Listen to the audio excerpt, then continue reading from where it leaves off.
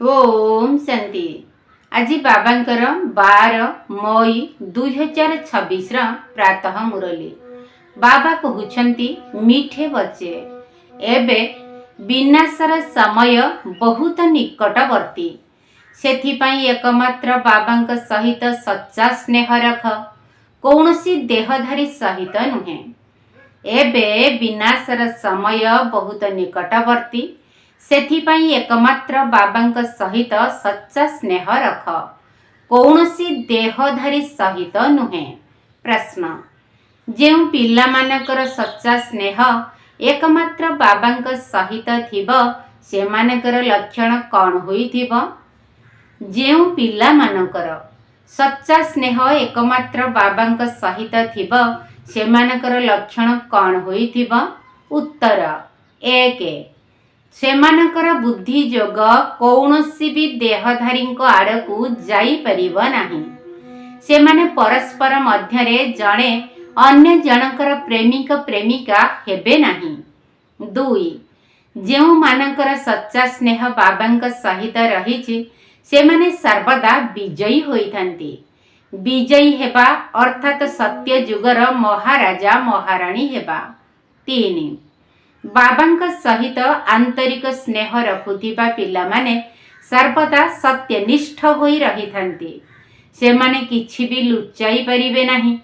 4 प्रत्यह अमृत बेड़ारे उठी स्नेहर सहित बाबांकू मने पकाई थांती।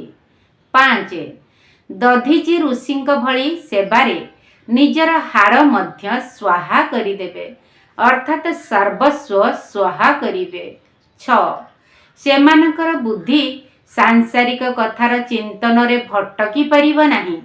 गीत, न वह हमसे जुदा होंगे। ओम शांति। एक कथा ब्रह्मा मुख वंशावली ब्राह्मण कुलभूषण संतान माने प्रतिज्ञा करुछंती, काहेकि ना तांकर प्रीति एकमात्र बाबांक सहित जोड़ी होई रहिछि। तुमे जानिछ एहा विनाशर समय अटे। बाबा पिला माने को बुझाउछंती जे विनाश तो निश्चित हेब। विनाश काले जेउ मानकर प्रीति बाबांक साथी रे थिब सेमाने ही विजयी हेबे, अर्थात सत्य जुगर मालिक हेबे। शिव बाबा बुझाउछंती विश्वर मालिक तो राजा भी होइथांती ओ प्रजा मध्य होइथांती, किंतु पदवी रे बहुत फरक रही थाए। जेते बाबांक सहित प्रीति रखिब, बाबांक स्मृति रे रहिब, सेते उच्च पद पाइब। बाबा बुझाउछंती बाबांकू मने पकाइबा द्वारा ही तुमर विकर्मर बोझ भस्म हेब। तुमे लेखि पारिब जे विनाश काले विपरीत बुद्धि। एक कथा लेखिबारे भय करिबार आवश्यकता नाही। बाबा कहउछंती मु निजे कहूछि जे विपरीत बुद्धि बालांकर विनाश हेब एवं प्रीति बुद्धि बालांकर विजय हेब। बाबा बिल्कुल स्पष्ट भावरे कहि देउछंती, किंतु एही दुनिया रे प्रीति बुद्धि तो काहार हेले भी नाही, तुमर ही प्रीति बुद्धि अटे। बाबा कहउछंती पिला माने परमात्मा एवं श्रीकृष्णकर महिमा अलगा अलगा लेखिले सिद्ध होई जीव जे गीतार भगवान किए, यह तो जरूरी अटे ना। द्वितीय रे बाबा बुझाउछंती ज्ञानर सागर पतित पावन परम पिता अटंती ना पानीर नदी अटे। पतित पावन किए, ज्ञान गंगा ना पानीर गंगा? यह तो बहुत सहज कथा। द्वितीय कथा, जेतेबेले प्रदर्शनी करूछ सेतेबेले सर्वप्रथमे गीता पाठी मानकु निमंत्रण देबा उचित। गीता पाठ करा जाउथिबा स्थान तो ढेर अछि, तांकु स्वतंत्र रूपे निमंत्रण देबा उचित। जे श्रीमद् भगवत गीतार अभ्यास करूछंती तांकु प्रथमे निमंत्रण देबा उचित, काहेकि ना सेही माने ही भूली जाइछंती एवं समस्तंकु भुलाई चलिछंती। तांकु डाकिबा उचित जे एबे आसी निर्णय निय, तापरे जहा बुद्धि रे आसीब ताहा करिब। तेबे मनुष्य माने मध्य बुझिबे जे एमाने गीता पाठी मानकु डाकुछंती। बोध हुए एमाने गीता ऊपर ही प्रचार करुछंती। गीता द्वारा ही स्वर्गर स्थापना होईछि। गीतार बहुत महिमा रही किंतु भक्ति मार्गर गीता नुहे। बाबा कहउछंती मु तुमको संपूर्ण सत्य कहूची। मनुष्य माने जहा अर्थ बाहर करूछंती ताहा बिल्कुल भूल अटे। केही भी सत्य कहू नाहंती, मु ही सत्य बताउची। परमात्मा को सर्वव्यापी कहिबा मध्य सत्य नुहे। एमाने समस्ते विनाश हेबे एवं कल्प कल्प हेउछंती मध्य। तुमको प्रथमे प्रथमे एही मुख्य कथा बुझाइबाकू हेबो। बाबा कहउछंती यूरोपवासी जादवंकर विनाश काले विपरीत बुद्धि अटे। निजे ही विनाश पाई भल भावरे प्रस्तुति करूछंती किंतु पत्थर बुद्धि होइथिबारु बुझी पारु नाहंती। तुमे मध्य पत्थर बुद्धि थिल, एबे पारस बुद्धि हेउछ। पारस बुद्धि थिल पुणी पत्थर बुद्धि किपरि हेल, एहा मध्य आश्चर्य अटे। बाबा को ही ज्ञानर सागर दयार सागर बोली कुहा जाउछि। बाकी जेउ माने निजर ही कल्याण करिबा जानि नाहंती से माने अन्य मानकर कल्याण किपरि करिवे। जी ज्ञान को धारण करू नाहंती तेबे पद मध्य सेही परि पाइबे। जेउ माने सेवा योग्य अटंती सेही माने ही उच्च पद पाइबे। से मानकु बाबा स्नेह मध्य करिथांती। पुरुषार्थर क्रम अनुसारे होई थाए। अनेक तो एकथा मध्य बुझी पारु नाहंती जे आमर बाबांक सहित प्रीति नाही, तेणु पद मध्य मिलिब नाही। सीए निजर संतान हुअंतु अथवा साबत संतान हुअंतु, विनाश काले प्रीति बुद्धि नहेले बाबांकु अनुसरण न करिले तो नीच पद पाइबे। उच्च पद पाइबा पाई दैवी गुण मध्य आवश्यक। कदापि मिछ कहिबा अनुचित। बाबा कहउछंती मु सत्य कथा कहूछि जे जेउ माने मो सहित प्रीति बुद्धि रखु नाहंती तांको पद मध्य मिलिब नाही। चेष्टा करी 21 जन्मर पूरा संपत्ति नेबाकू हेब।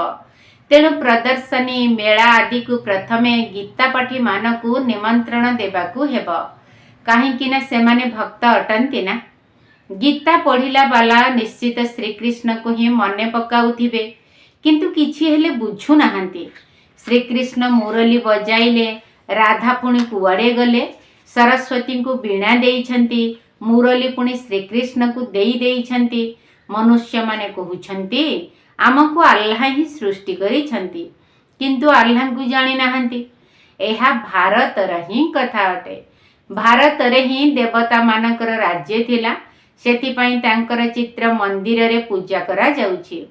बाकी राजा आदिंकर मूर्ति तो बाहर स्थापन करि देउछंती, जहा उपरे चढ़ई माने आसी अपरिष्कार करी चाली जाई थांती। लक्ष्मी नारायण राधा कृष्ण आदि को केते फर्स्ट क्लास स्थान रे रखी थांती। तांकु महाराजा महाराणी कही थांती। किंग इंग्राजी अक्षर अटे। लक्ष लक्ष टंका खर्च करी मंदिर तैयारी करूछंती। काहींकिना सेही महाराजा माने पवित्र थिले। जेपरी राजाराणी सेहीपरी प्रजा समस्ते पूज्य थिले। तुमे ही पूज्य पुणी पूजारी हेउछ। तेणु प्रथम कथा हेला बाबांकु मने पकाओ। बाबांकु मने पकाइबार अभ्यास करिबा द्वारा धारणा हेब। जनक सहित प्रीति न रहिले पुणी अन्य मानक साथी रे प्रीति लागी जाई थाए। एपरी एपरी कन्या माने अछंती जेउ माने कि परस्पर को एते स्नेह करी थांती जहा कि शिव बाबा को मध्य सेतिकी स्नेह करी न थांती। शिव बाबा कहउछंती तुमको मो सहित बुद्धिर जोग लगाइबार अछि ना परस्पर प्रेमिक प्रेमिका हेबार अछि। तुमे पुणी मोते बिल्कुल ही भूली जाउछ। तुमको तो मो सहित बुद्धिर जोग जोड़िबाकू हेब। एथिपाई बहुत मेहनत करिबाकू पड़िब। सेमानकर बुद्धि जोग तुटु ही नहीं। शिव बाबांक बदଳରେ दिन राति परस्पर को ही मने पकाउछंती।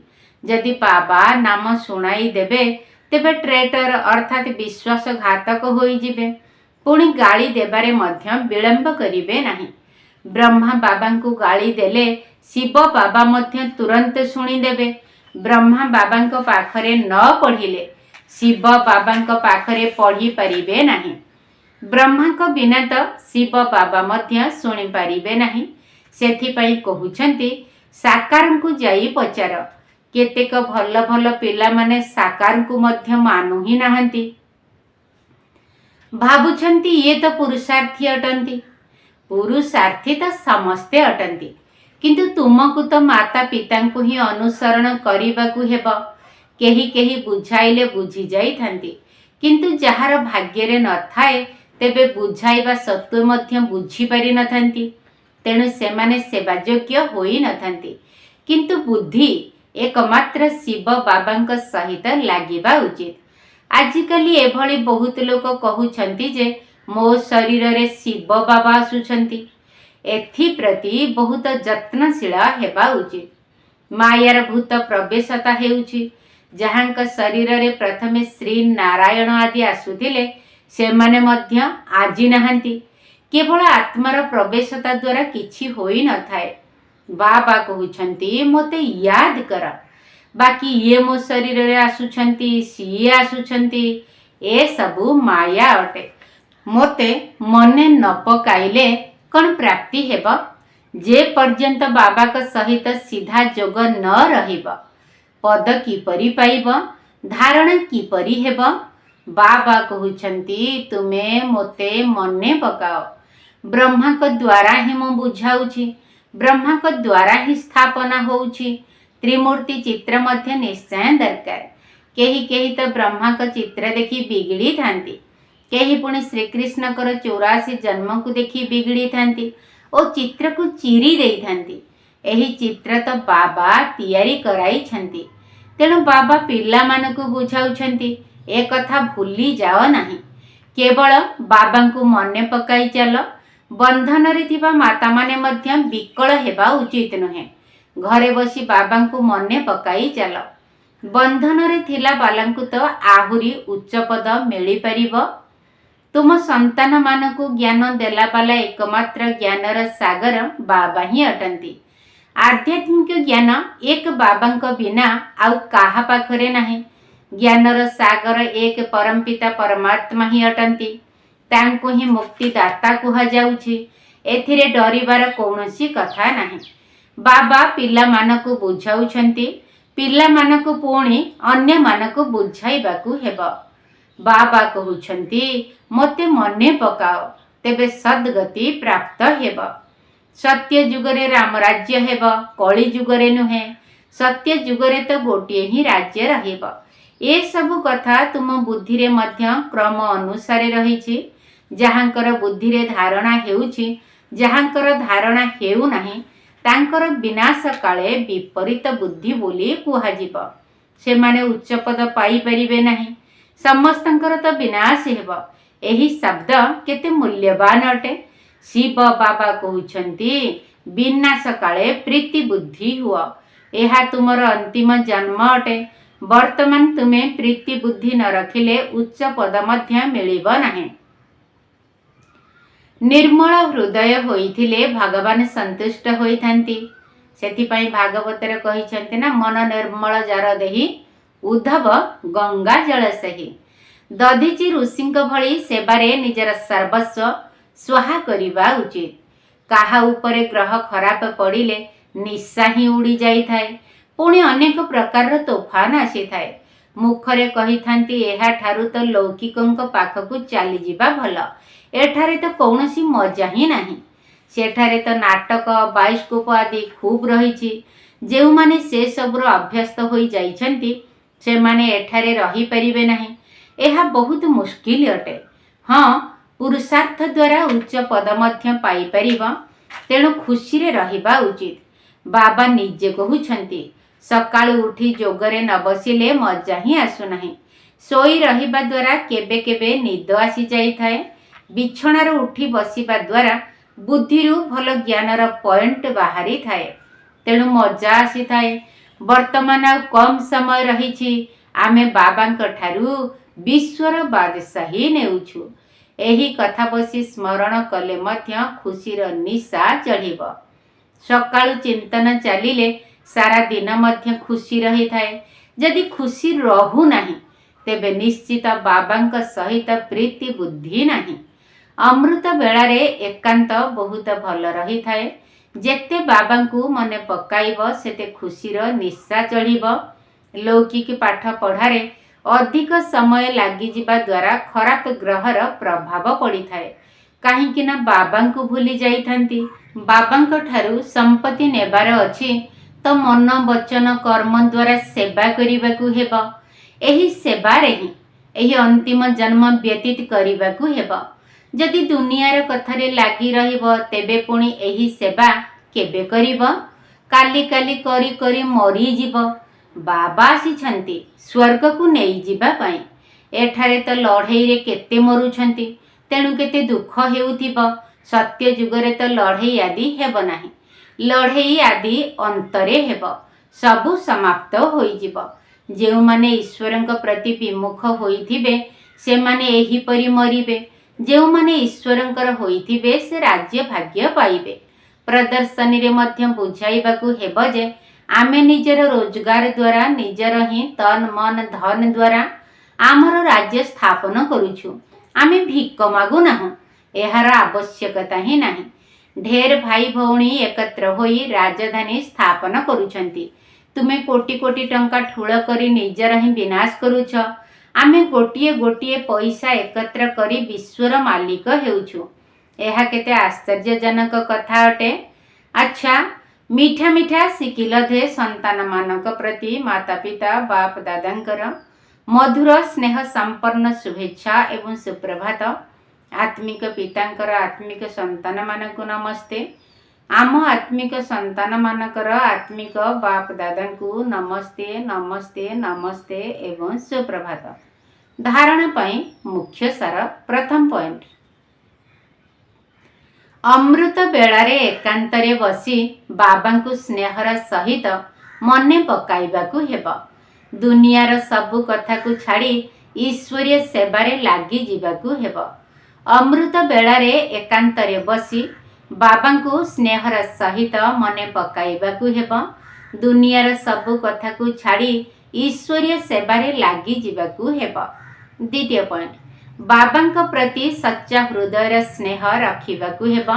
ପରସ୍ପର ମଧ୍ୟରେ ଜଣେ ଅନ୍ୟ ଜଣଙ୍କର ପ୍ରେମିକ ପ୍ରେମିକା ହେବାର ନାହିଁ।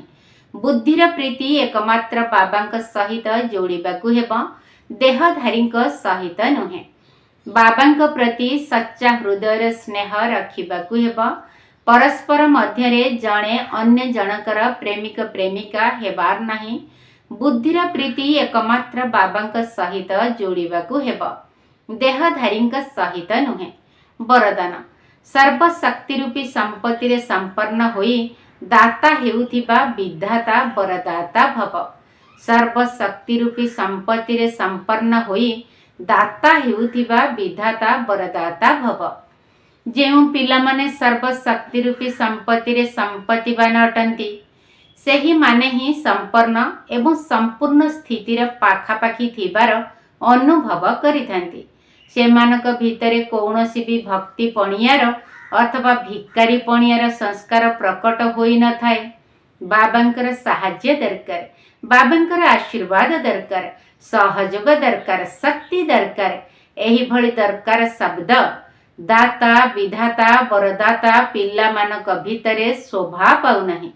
ସେମାନେ ତ ବିଶ୍ୱର ପ୍ରତ୍ୟେକ ଆତ୍ମାକୁ କିଛି ନା କିଛି ଦାନ ବା ବରଦାନ ଦେବା ବାଲା ଅଟନ୍ତି। ସ୍ଲୋଗାନ, ପ୍ରତ୍ୟେକ ଆତ୍ମାକୁ କୌଣସି ନା କୌଣସି ପ୍ରାପ୍ତି କରାଉଥିବା ବଚନ ହିଁ ସତ୍ ବଚନ ଅଟେ। ପ୍ରତ୍ୟେକ ଆତ୍ମାକୁ କୌଣସି ନା କୌଣସି ପ୍ରାପ୍ତି କରାଉଥିବା ବଚନ ହିଁ ସତ୍ ବଚନ ଅଟେ। ଅବ୍ୟକ୍ତ ଇଶାରା, ସର୍ବଦା ଅଚଳ ଅଟଳ ଏବଂ ଏକରସ ସ୍ଥିତିର ଅନୁଭବ କର। ଯିଏ ଯେତେ ବି ହଲଚଲ କରୁ କିନ୍ତୁ ତୁମେ ସର୍ବଦା ଅଚଳ ରୁହ। କ'ଣ ପରିସ୍ଥିତି ଶ୍ରେଷ୍ଠ ଅଟେ ନା ସ୍ୱସ୍ଥିତି ଶ୍ରେଷ୍ଠ ଅଟେ? କେବେ କେବେ ପରିସ୍ଥିତି ଆକ୍ରମଣ କରିଦେଉ ନାହିଁ ତ? ଚିନ୍ତା କର, ଏହି ପରିସ୍ଥିତି ଶକ୍ତିଶାଳୀ ଅଟେ ନା ମୋର ସ୍ୱସ୍ଥିତି ଶକ୍ତିଶାଳୀ ଅଟେ? ତେବେ ଏହିଭଳି ସ୍ମୃତି ଦ୍ୱାରା ଦୁର୍ବଳରୁ ଶକ୍ତିଶାଳୀ ହୋଇଯିବ। ଯେପରି ତୁମେ ତପସ୍ୱୀ ଆତ୍ମାମାନେ ନିଜର ଏକରସ ସ୍ଥିତିରେ ଏକାଗ୍ର ହୋଇଯାଉଛ, ସେହିଭଳି ହଠଯୋଗୀମାନେ ମଧ୍ୟ ନିଜର ଗୋଟିଏ ଗୋଡ଼ରେ ଛିଡ଼ା ହୋଇଯାଉଛନ୍ତି। ତେବେ କେଉଁଠି ତୁମର ଏକରସ ସ୍ଥିତି ଆଉ କେଉଁଠି ସେମାନଙ୍କର ଏକ ଗୋଡ଼ିକିଆ ଛିଡ଼ା ହେବାର ସ୍ଥିତି। ଫରକ ହୋଇଗଲା ନା? ଆଚ୍ଛା, ଓମ୍ ଶାନ୍ତି। ନିରାକାର ଶିବ ପିତା ଆସିଛ ଏ ଧରା ତଳ। ନିରାକାର ଶିବ ପିତା ଆସିଛ ଏ ଧରା ତଳ।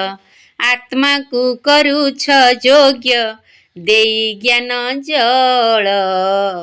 ଭୁଲିବୁନି ଭୁଲିବୁନି ତୁମ ଉପକାର ବାବା, ତୁମ ଉପକାର। ତୁମ ଉପକାର ବାବା, ତୁମ ଉପକାର। ଦେହି ଅଭିମାନୀ ସ୍ଥିତି ରଖିବୁ ନିଜର। ଦେହି ଅଭିମାନୀ ସ୍ଥିତି ରଖିବୁ ନିଜର। ଧାରଣ କରିବୁ ତୁମ ଜ୍ଞାନ ଗୁଣ ସାର। ଭୁଲିବୁନି ଭୁଲିବୁନି ତୁମ ଉପକାର ବାବା, ତୁମ ଉପକାର। ତୁମ ଉପକାର ବାବା, ତୁମ ଉପକାର। ତୁମେ ମାତା ତୁମେ ପିତା ସଖା ସହୋଦର। ତୁମ ସାଥେ ଯୋଡ଼ି ଦେବୁ ମନ ବୀଣା ତାର। ତୁମ ବିନା ଏ ସଂସାରେ କିଏ ବା ନିଜର। ଆମ ଡାକ ଶୁଣି ତୁମେ ହୋଇଛ ହାଜର। ତୁମେ ମାତା ତୁମେ ପିତା ସଖା ସହୋଦର। ତୁମ ସାଥେ ଯୋଡ଼ି ଦେବୁ ମନ ବୀଣା ତାର। ତୁମ ବିନା ଏ ସଂସାରେ କିଏ ବା ନିଜର। ଆମ ଡାକ ଶୁଣି ତୁମେ ହୋଇଛ ହାଜର। ଦେବତାଙ୍କ ଠାରୁ ଶ୍ରେଷ୍ଠ ଏ ବ୍ରାହ୍ମଣ କୁଳ। ନଶା ରଖି ଚାଲୁଥିଲେ ମିଳିଯିବ ବଳ। ଦେବତାଙ୍କ ଠାରୁ ଶ୍ରେଷ୍ଠ ବ୍ରାହ୍ମଣର କୁଳ। ନଶା ରଖି ଚାଲୁଥିଲେ ମିଳିଯିବ ବଳ। ଭୁଲିବୁନି ଭୁଲିବୁନି ତୁମ ଉପକାର ବାବା, ତୁମ ଉପକାର। ତୁମ ଉପକାର ବାବା, ତୁମ ଉପକାର। ବ୍ୟର୍ଥ କଥା ବ୍ୟର୍ଥ ଭାବ ମନୁ ଦୂରେଇବୁ। ତାହେଲେ ଫରିସ୍ତା ହୋଇ ଆକାଶେ ଉଡ଼ିବୁ। ବାବା ଆଉ ଯଜ୍ଞ ପ୍ରତି ଲାଗିଥାଉ ମନ। ସ୍ନେହୀ ସହଯୋଗୀ ହୋଇ କାଟିବୁ ଜୀବନ। ବ୍ୟର୍ଥ କଥା ବ୍ୟର୍ଥ ଭାବ ମନୁ ଦୂରେଇବୁ। ତାହେଲେ ଫରିସ୍ତା ହୋଇ ଆକାଶେ ଉଡ଼ିବୁ। ବାବା ଆଉ ଯଜ୍ଞ ପ୍ରତି ଲାଗିଥାଉ ମନ। ସ୍ନେହୀ ସହଯୋଗୀ ହୋଇ କାଟିବୁ ଜୀବନ। ସ୍ନେହ ଶକ୍ତି ଦେଇ ହୋଇବୁ ସଫଳ। ଫରିସ୍ତା ହେବା ପାଇଁକି ମିଳିଯିବ ବଳ। ସ୍ନେହ ଶକ୍ତି ଦେଇ ହୋଇବୁ ସଫଳ। ଫରିସ୍ତା ହେବା ପାଇଁକି ମିଳିଯିବ ବଳ। ଭୁଲିବୁନି ଭୁଲିବୁନି ତୁମ ଉପକାର ବାବା, ତୁମ ଉପକାର। ନିରାକାର ଶିବ ପିତା ଆସିଛ ଏ ଧରା ତଳ। ନିରାକାର ଶିବ ପିତା ଆସିଛ ଏ ଧରା ତଳ। ଆତ୍ମାକୁ କରୁଛ ଯୋଗ୍ୟ ଦେଇ ଜ୍ଞାନ ଜଳ।